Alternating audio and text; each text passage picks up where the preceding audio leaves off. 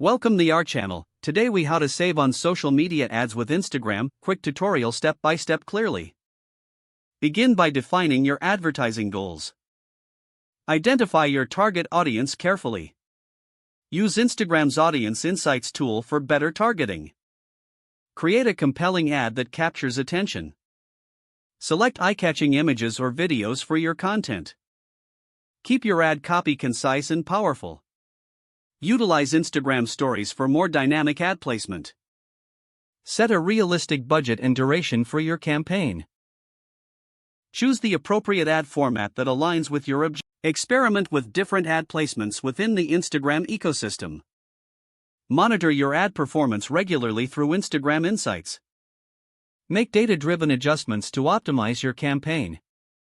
Consider using A/B testing to identify effective ad variations. Engage with your audience by responding to comments and messages. Track conversion rates to assess the ROI of your ads. Continuously refine your strategy based on analytics and feedback. By following these steps, you can effectively save on social media ads with Instagram. If the page does not load, refresh the browser or try again in a private or incognito window. Make sure you are using the correct email address, then retype it carefully to avoid small typos. If your password is not accepted, use the reset option and create a new strong password you can remember. Check your spam folder for verification or security emails, then complete any requested confirmation steps.